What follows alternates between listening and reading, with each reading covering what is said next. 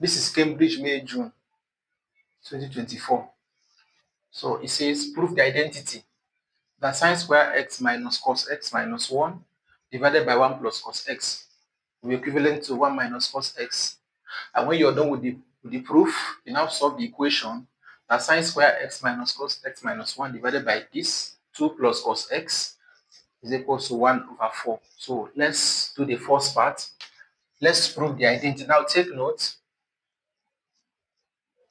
that in proof of identity, 1 simply means sine square x plus cos square x, which is 1. So what that means is that my sine square x minus cos x minus, in place of 1, I will write sine square x plus cos square x. Because if I add this, which is an identity, I will have 1. And then I will divide it by 1 plus cos x. So I'm going to leave 1 plus cos x first and simplify the numerator. So what I'm going to have will be sine square x minus cos x. I'll open this bracket. I'll have minus sine square x minus multiply plus will give you minus cos square x.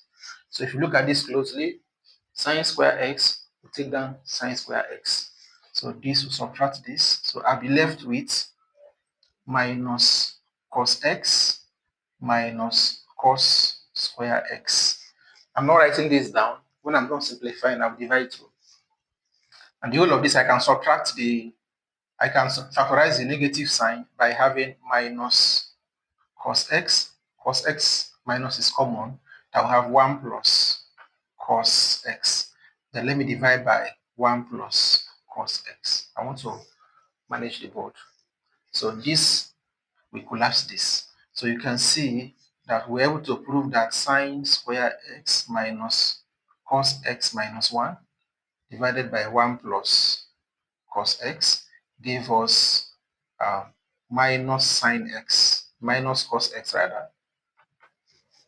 Now after proving this, we're asked to solve the equation that we should show that we should solve this equation where the values of cos x and sine x is equal to 1 over 4. Now take note that if I simplify this, I'm going to have something like this. Sine square x minus cos x minus 1 divided by, I'll factorize this 2 out. 2 bracket 1 plus cos x. Sorry. And they say the whole of this is equal to 1 over 4. Now take note that the whole of this, when we did the proof, it gave us minus cos x, which means I'm dividing the whole of this by 2. So I'm going to have 1 over 2 multiplied by minus cos x, and that will be equal to 1 over 4.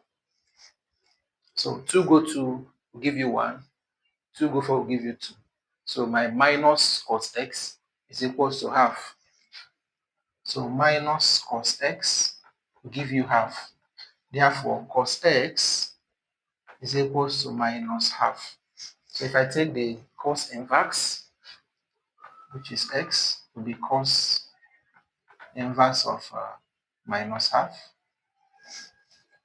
Now what am I going to get? Now, half is negative.